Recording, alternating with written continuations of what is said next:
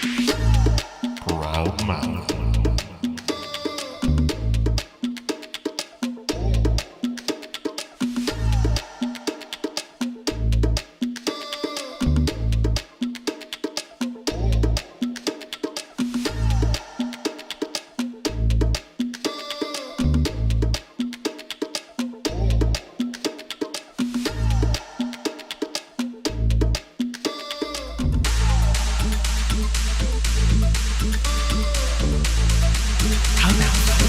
Be your own loud.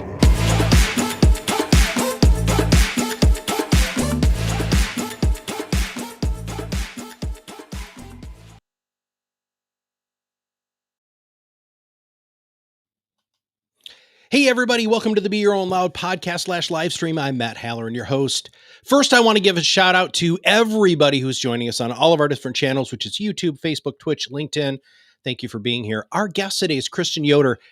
Now, when we look for guests for this live stream and podcast, the big thing is to find somebody who's truly risen above the noise to be their own loud. And I found Kristen on LinkedIn, and I am just absolutely blown away by the amount of exposure that she's had, the places that she's had exposure, and also the fact that she is the host of the Cannabis Detector podcast. She's an outspoken cannabis personality and a person who really does embody everything that we love here at Proudmouth. So, Kristen, welcome to the show. Hey, thank you so much for having me. Well, I start all of these off the same way, which I really just want to know your story. Like, how did you get to kind of being this personality, the host? You have over 100 podcast episodes. You're a sought after consultant. How did all of that happen? Oh, it's been a very long journey. So I've been in the Los Angeles cannabis industry since 2005, which, keep in mind, we didn't have legalization until 2018. So it was a wild ride. And I started off managing one of the first dispensaries in the city of Los Angeles for 5 years.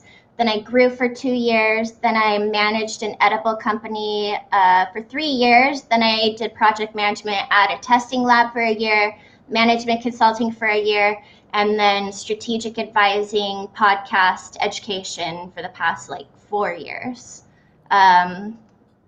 It's been crazy. What did you do to get the level of attention? Now, when I say level of attention, I want our listeners to understand that she has literally been on every reputable, very keyword there, news agency, Vanity Fair, Forbes, Young Turks. I mean, you've been on television. I mean, all of this stuff. How did you get there? How did you get those people's attention? I think it's because I represent a different point of view than everyone else. And my view that it was developed over the years as being a young woman in the cannabis industry, which is a very male-dominated industry full of opportunistic criminals and fraud and all kinds of shit. And after a while, I think it was around 2016, I tried management consulting, and my business partner was the most positive, energetic person ever. And I, in comparison, was the most nihilistic, negative, dead inside person ever. And I'm yo, either she's nuts or I'm off, something is off. Sure. And after a year, we split, and I got on LinkedIn and I put BS Detector in my title. I like to say you can't spell cannabis without the BS. It's just a part of it. And I just started posting my point of view, which is often contrary to what you hear in the media. And people loved it because somebody has to tell the truth. And it's hard.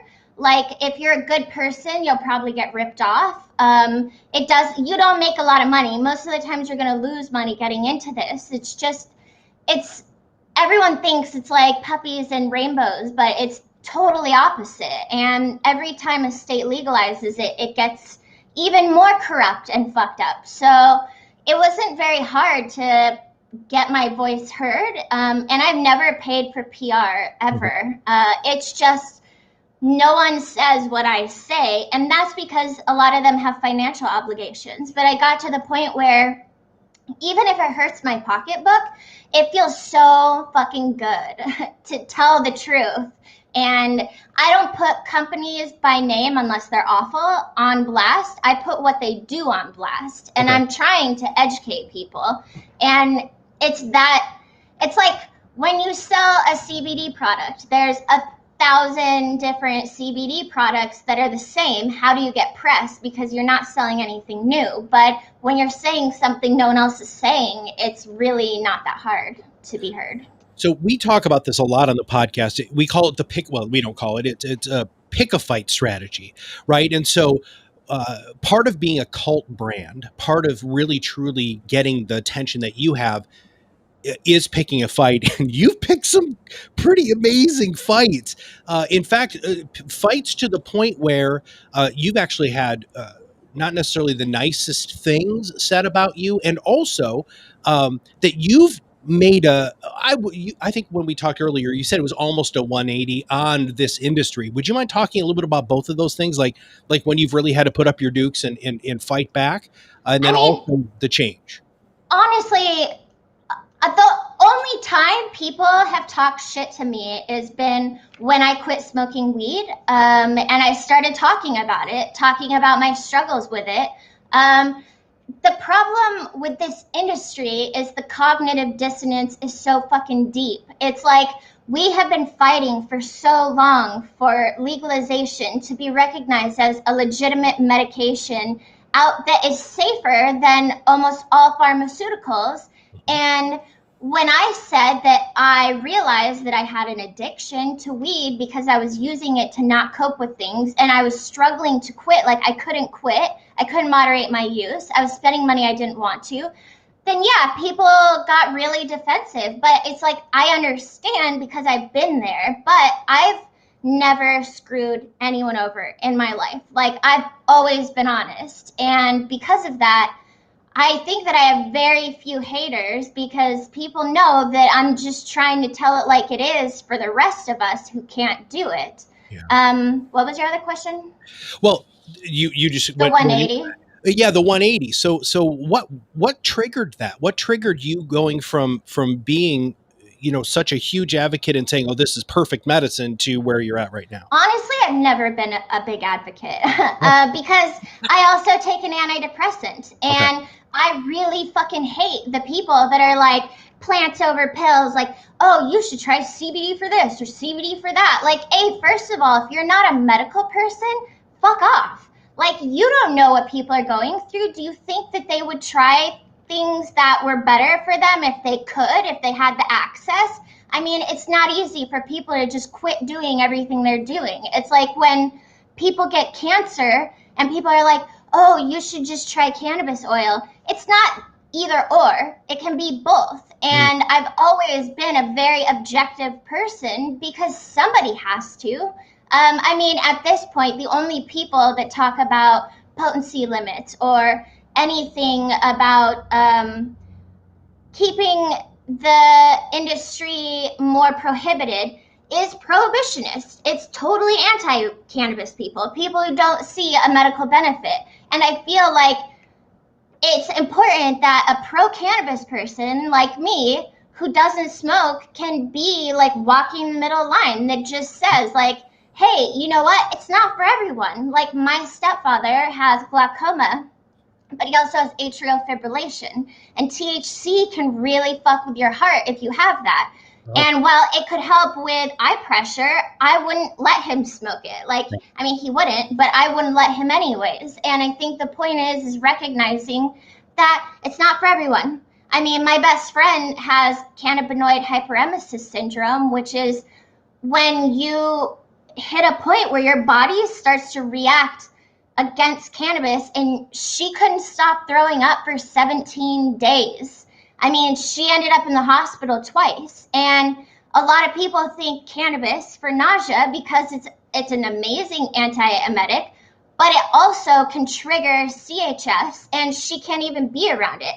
And people attacked her and said she was a big pharma shill and all of this shit. And to me, it's like, if we are willing to deny the negatives for the sake of progress, we are no different than tobacco or alcohol or pharmaceuticals, because gee, wouldn't that be convenient for the FDA or for a pharmaceutical company to be like, oh, well, only a few people got super sick. We're not going to report that because we need to get it passed. We need FDA clearance. And so I've never called myself an advocate. I was a stoner. I was never a medical user. Sure. I just like to get high. Like, I saw Dazed and Confused and Half Baked when I was young. And I mean, there's pictures of me at like 16 with my stoner shirt or my 420 shirt. Like, it's, you know, I was more stereotypical stoner than a medical person. Sure. But I think in the end, because I've been in the industry so long, I've been through raids, like I've grown my own, like I've made my own extracts, like I've done everything. You really can't shit on my experience or anything, because I'm just a truth teller, you know, for better or worse. Let's talk about the truth telling about the podcast specifically. So you've done over 100 episodes now, which, by the way, that's not normal, right? Very few people are putting out the level of content. I get asked all the time, Kristen, all the time, you know, how do I come up with new ideas and topics? How do you figure out what you're going to talk about next? I mean, honestly, it's not hard at all, because there's just new bullshit every day. So, I mean, with the Cannabis Detector, I've done about like 20 episodes, 25. Then I did story time on Dash Radio. Okay. And that one was supposed to be people telling their stories of what it's like in the industry and how crazy it is. But so many people were afraid of being sued that they weren't like fully transparent, because it's fucking nuts, the things that we go through. And then before that, I did Cannabis Business Minds with my ex-business partner, and you can totally tell the difference, because back then she was so positive and such a business person, and I wasn't, and I was trying to be that way because like I know how to run operations, but you can tell because I never said bad words and I sounded way more upbeat, even though I wasn't. And now it's like every day I look at the news and I'm like, oh, Charles Koch is teaming up with Snoop Dogg to start a fucking lobbying group with Weldon Angeles, who was in prison, and now he's trying to get people out. And it's like, bro, like, at what point do we say Snoop Dogg sold out? Or like the fact that Charles Koch, like, are you fucking serious? Like, people, do your homework. This dude is evil. Like, he is like behind conservative media manipulation, and what, all of a sudden he's like changed his tune? Like, this is crazy. So it's not hard at all. It's literally, there's just always bullshit all the time. And the more money that comes into the industry, the more shit there is. Yeah. That, I mean, I joke that like, if I get killed, listen to my podcast, and I bet you'll find. Yeah, exactly. Totally. Well, I'm personally rooting for that not to happen. But I love it. I want to break down what you just said there, because a lot of the people who listen to this, you know, want to get into the world of getting their voice out in the marketplace, right? That's a whole idea of our premise for our entire company. But they don't do what seems to me and you to be so simple, which is there's topics everywhere. I mean, everywhere. You can, you know, you read the news in your own trades. But then, okay, so let's talk. I want to do rubber meets the road here, because I actually haven't done this with any of our other guests. What do you do? Do you just turn on the mic and go, or do you outline stuff? I'm sorry if you don't mind. I'd like to get a little bit more. You break down how you're executing your voice out there in the marketplace. I mean, I usually just do outlines. I cannot practice. I just shoot from the hip, really. Okay. And so I'll have like a few questions or something, and then I just go on a deep dive Google search and find stuff, and then take notes. And I mean, I recommend people set up Google search alerts for specific things, and then just keep an eye on it. And I think the biggest thing for me is that I'm not employed. So I have the freedom to say whatever I want, and I do, and I cherish that greatly. And I will continue to do that at, you know, risk to my own pocketbook, just because like this, money doesn't, money brings security. Security is happiness. Money doesn't necessarily buy happiness. My happiness is saying what needs to be said. So I just keep an eye on what's going on, and I just take notes, and I have a list of different topics. And when I hear people talk that I think are really interesting, then I'll just reach out to them. LinkedIn has been the best tool ever. It's where I got my audience. It's where I find my guests. It's how I get my speaking opportunities. It's everything. And it's one of the only social media platforms that doesn't censor the cannabis industry, which is crazy. Wow. And I loved it because for a long time, people didn't recognize how badass it was. And like the smartest, coolest, most professional cannabis people were on there, and we had the best conversations. And the more popular it gets, the more like Facebook shit starts showing up, which sucks. But it's a place to learn and to meet other people that can really take you places. Yeah. We absolutely love LinkedIn. In fact, that's pretty much our major outlet for our thought leadership. Have you always been this way? I mean, I know if you were to give advice to somebody who's like, oh, man, I've got really strong opinions about something, I'd really love to be able to get my voice out there. How do you reinforce the strength that you have to get behind what you say? I don't get emotional. Like, yeah, I have rage, okay? But when I make a post, I make sure that I am right. Whatever I do, I research it. I make sure I'm using the right words. And I don't argue with people. I do not give in to trolls. I make sure that what I say is logical and rational, and I give a source. And no one can fuck with that. Like, I literally have people like blow up on me emotionally. I'll just drop a little rational thing to them. I am like the master at letting people dig their own holes. That is key, is don't use inflammatory language. Like, it is so easy. There's studies that show that people who say inflammatory shit get more views, but it's not healthy. It's not good, and you're going to get a lot of enemies that way. And I find as long as what I'm saying is logical and is lacking in emotion, you can't fuck with that. You really can't. And my goal is teaching people above everything. And I think that's the most important thing, is you can say whatever you want as long as it's accurate. So just be accurate and challenge things. But also, it's different when you're an employee. Like, you have to be careful what you're saying, and that sucks. But again, if you're accurate and you're logical and you're rational, then facts are facts. So how do you not argue? Oh my God. Well, you just said that. I'm thinking to myself, because I've seen some of the pot shots that people have taken at you on LinkedIn. What sort of discipline do you have to not want to go like attack? How do you do that? Because I get off on letting people blow up on themselves. Like, I'm like a chess person. Yeah. It's fun. It's like my strategy is they blow up and then I just drop facts and then they blow up more. And then, as long as you don't emotionally engage, you cannot lose unless you're wrong, which is why I research what I say before I say it, and I make sure that I'm right. And then other people just blow up on themselves. And then at home, I'm like, yes, oh, dude, like, that was awesome.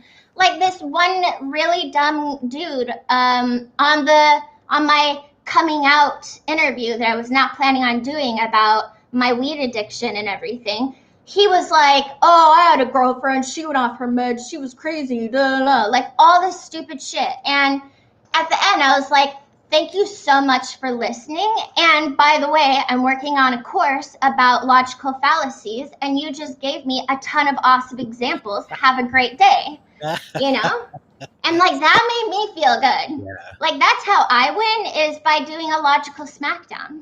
You can't fight logic. That's the fucking point. Yeah, that is absolutely the point of logic, which is why it's so powerful. But I want everybody who's listening to this to understand the power of what Kristen just said there. It's going into these things, even though that you have emotion, but doing it non-emotionally and allowing themselves to basically, like you said, blow themselves up. If more of us did that, I really do think that the internet wouldn't be such a horrific place for people to try to have dialogue.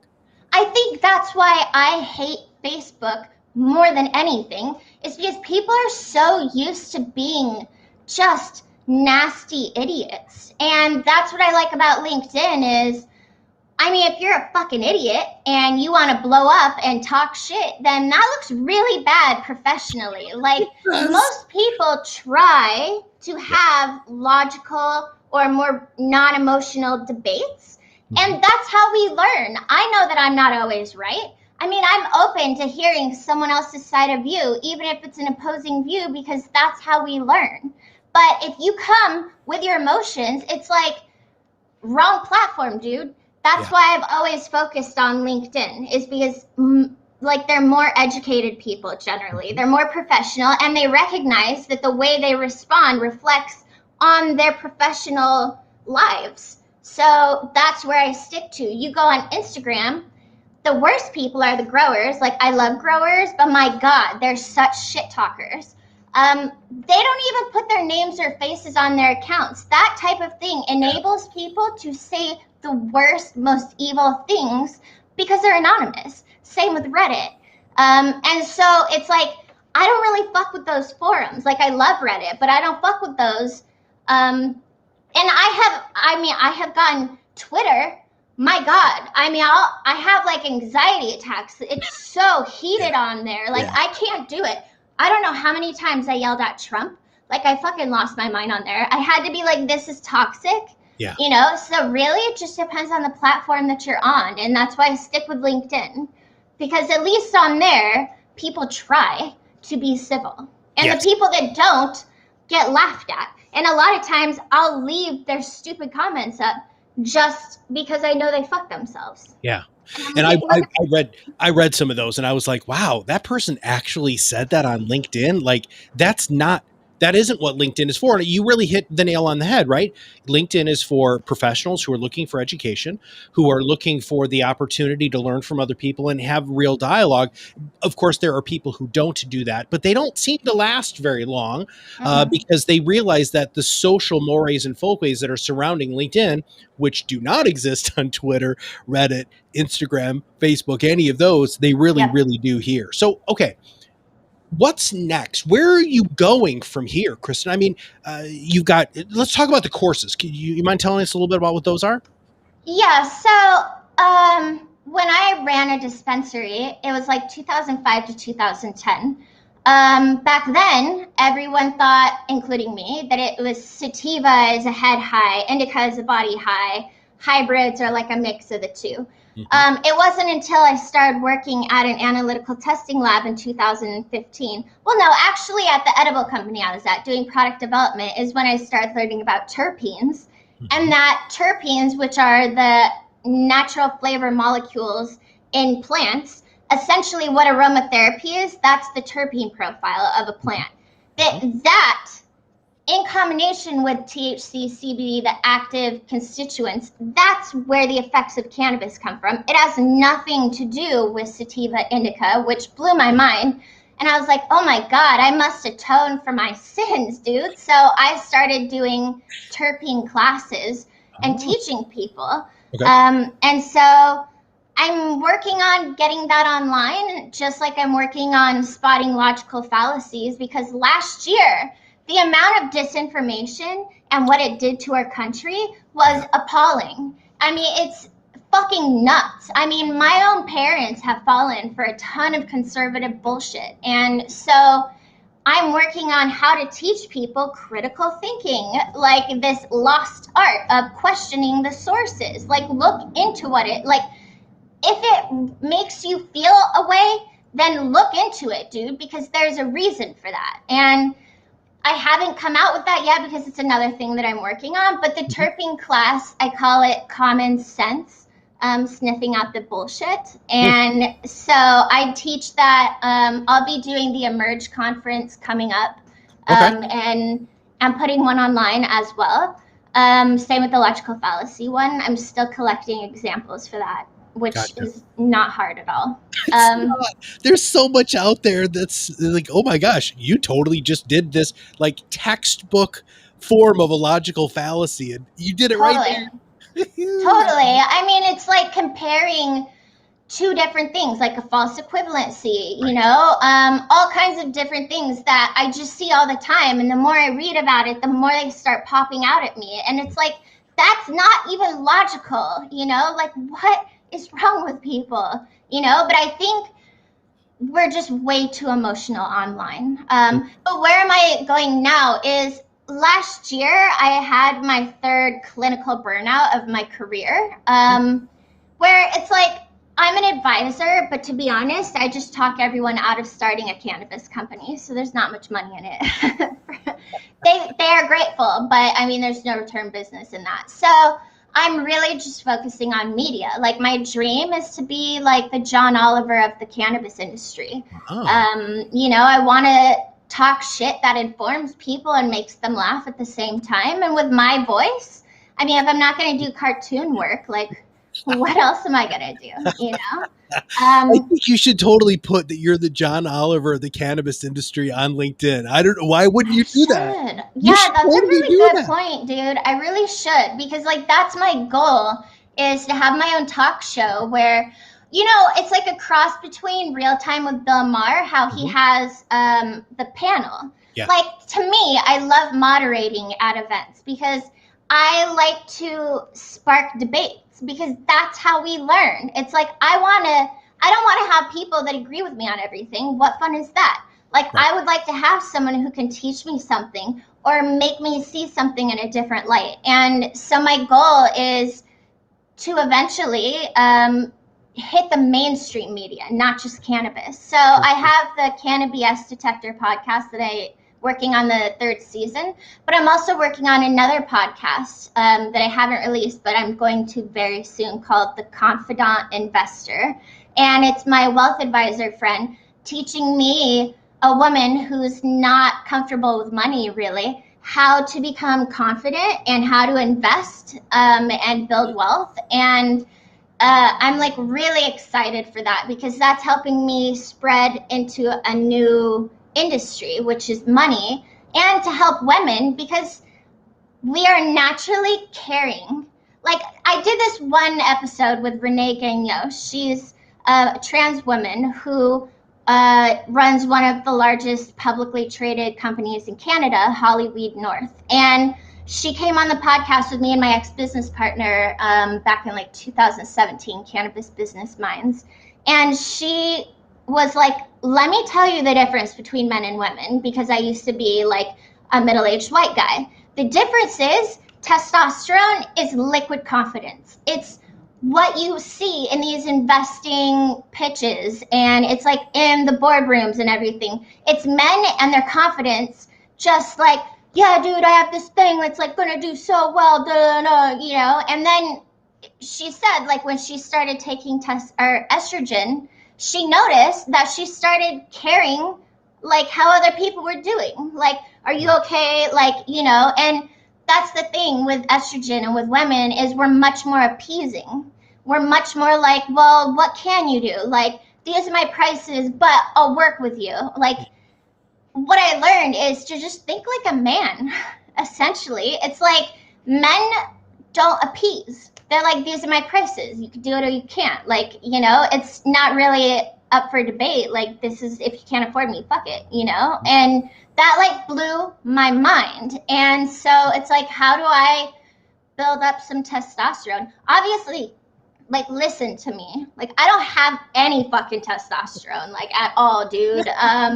You know, so it's like ways for women to channel their inner research, due diligence. We're more detail oriented. We actually make better investors. Like, we don't act off of some bullshit chemical. Right. I mean, I'm not saying testosterone is bullshit always, but bubbles are driven by testosterone. Sure.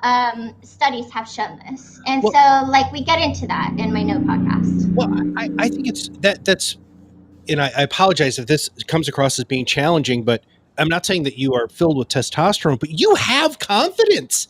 I mean, listen to your stance on these things and how you position yourself within the marketplace. Kristen, you come across as a very strong, very confident person. So why? I I know that think that's not that, necessarily. Go ahead. Go ahead. have you heard of the Dunning-Kruger effect? You know what? I've heard of it, but I don't think I could quote what it is. Okay, so it's essentially that the dumbest people have the most confidence, and the smartest people essentially have imposter syndrome. We know so much that we're humbled by it. It's like we know so much that it's like we know that we don't know everything, and that gives us imposter syndrome. Sure. Where it seems like dumb people like Trump, I mean, my fucking God, he's like Dunning-Kruger, like to the max. I mean, plus narcissistic personality disorder, but whatever.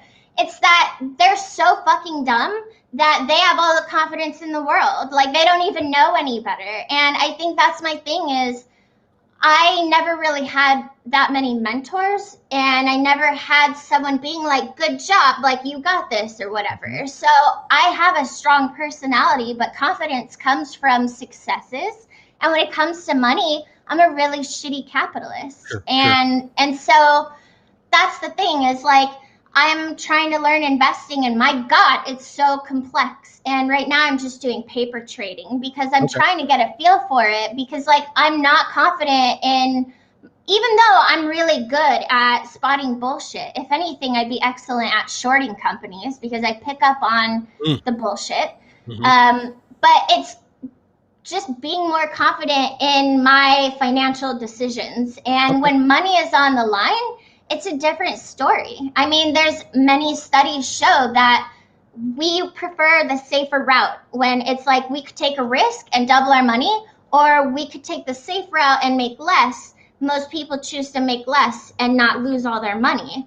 And it's like, how do I find a balance between taking risks for a bigger reward in the first place? And in the end, it's just about education and knowledge and research. And that's something that women are really good at. But I don't think that we have very many male counterparts that help us develop that confidence, which is why my co-host reached out to me, because he has 2 daughters and 2 granddaughters. And he's like, I want to help women find their place in the financial world, because we're 50% of the population, and we don't make as much. We don't get paid as much. We have to pay more for everything.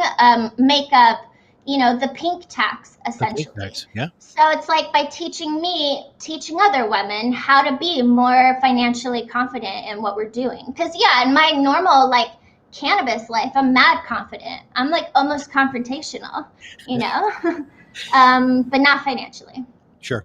Well, let's talk about, so if somebody wants to engage you for something, whether it's teaching a class or speaking or being a guest on the show, what is the best way for them to reach out to you to find out more? So you can find me on LinkedIn at linkedin.com/in/that Kristen Yoder, or on my website, Soil to the Oil. If you scroll all the way down, there's a contact. And I'm on Instagram at Cannabis BS Detector, but honestly, I just post memes and talk shit on there. So that's not the most professional place to find me. Gotcha. Well, Kristen, I want to thank you very much. And I'm going to just do a quick recap here, because I really wanted you on the show for a lot of reasons. The main reason was because we firmly believe here that if you're unapologetically yourself, you're going to attract the right people, right? So all of the marketing efforts and all of those sorts of things, yes, it doesn't happen as quickly as you or I would really like some of these things to happen, but at least we're starting to surround ourselves with the tribe that understand who we are and really what makes us tick. And I think you have been unbelievably successful at that. I think you have an amazing, fiercely loyal following who love for you to tell them what BS is and what isn't, because of your analytical mind. So there's number one. Number two, I wanted to have you on because I wanted to talk about the fact that you pick fights, but you do it very differently than other people do, because you do it with this steady hand. It's like you're almost like a surgeon, right? So steady hand, unemotional, fact-based. For those of you who truly want to pick a fight, do it with facts. Yep. Everybody else is just, talking heads doing all sorts of emotional bashing and things like that. We have to get away from that as a society and really go back to here's what is real and true, and here's how we vet the real and true, which is another thing. When you guys follow Kristen on LinkedIn, she shows you where she got the information, which a lot of people don't. You can't just say Sources. people say, right? Or I read on They. the internet, that's the other favorite one. They Uh-huh. say, no, who's they? Darn it. And I think you do a great job with that. Thank you. Is there anything I should have asked you that I didn't ask you?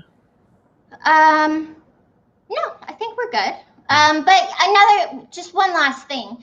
If you're being debated with or argued with, recognize when it is a fucking waste of time. Like, that's what I like to do. I let people dig a hole and then I walk away. I don't keep engaging. You don't have to always win. I mean, just being factual is not always enough for some people. Like, let those people blow up on themselves. They do themselves a disservice to keep engaging. Like, I have to tell my friends, like, don't feed the trolls. You cannot win with everybody. Sometimes it's not fucking worth it. Just walk away. Because, like, for a second last year, I was starting all kinds of shit. Like, I wasn't starting it.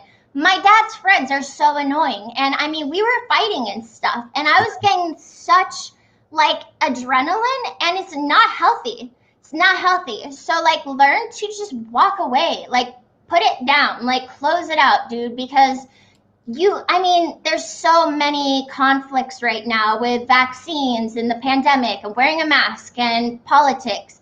It's fucking pointless to keep arguing. Drop facts, walk away. Nice. Yeah. All right.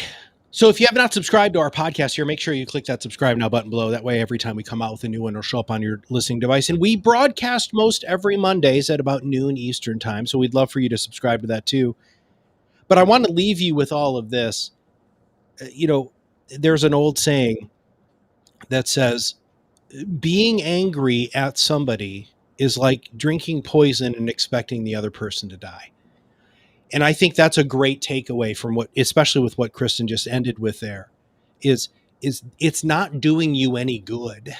And so, being able to kind of shake that off, especially if you're going to use the pick a fight strategy to truly rise above the noise and be your own loud, there are times where walking away is the best thing, because then what happens a lot of times, and as you can see when you follow Kristen, is you'll see the people spiral out of control, and they do it to themselves. Let them do it to themselves. You don't have to do it. They're more than capable of digging their own holes. And I also want to remind everybody that if you really do want to accelerate your influence, there's a link right at the bottom of the screen here that says, our Proudmouth Academy, which is our Influence Accelerator Academy. We'd love for people to join. It's free. There's some paid versions, but there's free. Lots of great marketing material to help you learn how to rise above the noise and be your own loud. And please, please take a moment. We're going to make sure that all of Kristen's links are in the show notes for you to follow her and find out more about who she is and what she does. So Kristen, thank you for being on the show. Thank you so much for having me. For all of us here at Proudmouth, this is Matt Haller, and we'll see you on the other side of the mic